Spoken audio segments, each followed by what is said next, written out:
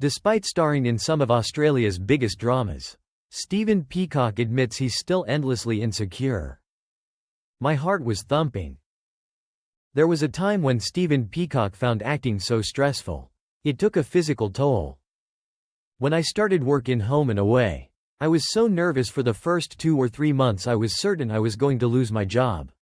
He tells TV Week. When I came home from work, I could taste blood in my mouth just from talking at the back of my throat. Which is the first thing you do when you're nervous? Everything constricts. I was like a ball of tension until the first episodes went to air and I realized that the audience kind of liked it and it was okay. 13 years after the audience decided they kind of liked his Home and Away performance as Brax. Stephen, now 42, is one of Australian television's most in-demand actors. He's currently starring in 3 of the biggest dramas on free-to-air, RFDS. The newsreader and new crime thriller Human Error. But the nerves are still there. Oh look, I'm endlessly insecure about what I do, he admits with a laugh. But with acting, you can never be too comfortable in what you're doing. I find I've got to be thinking, is this really good enough? To get good stuff out of myself. Human Error follows the investigation into the shooting death of a suburban mum-to-be. A murder that baffles police. Stephen first heard about the series from director Fiona Banks when he was shooting comedy drama 5 Bedrooms. She mentioned she was about to work on this project. He says, I looked into it a bit. And the story it's inspired by was so tragic and shocking. And to play a character who's a bit different to those I've done in the past couple of years was exciting. For Stephen, researching the role of Detective Dylan McKenzie wasn't too hard. He just spoke to his good mate, who's a retired police officer. That was the extent of my research, just annoying my mate with lots of conversations and lots of questions. He explains. More difficult was getting inside Dylan's head. He's a well-respected cop, head of the gangs unit. But he's done something he shouldn't have done. Stephen says he had to do a bit of digging to be able to understand why Dylan did what he did. This whole situation would be like the worst thing I could ever imagine being in myself. He admits, but I thought, well, you've got to justify it. Not that Stephen minds being cast as a flawed character. The more flaws you can have in a character, the more interesting they're to play, he says. Publicity material for the show describes Dylan as tough and sexy, although Stephen laughs off the sexy tag. That was the one part of the casting that I really scratched my head about why they got me.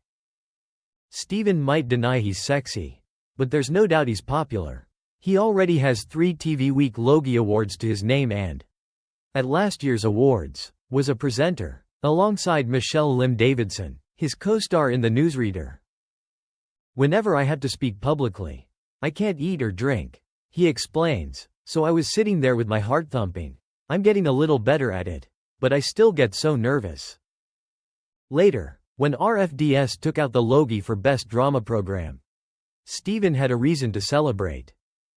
It was genuinely a massive surprise and it made the whole night excellent for us, the cast and creators. He says. Stephen, who's married to actress Bridget Snedden and has a young daughter, will soon be filming the 3rd season of RFDS, in which he plays flight nurse Pete Emerson. This season will be shot in South Australia instead of Broken Hill, with locations including Adelaide and the Flinders Ranges.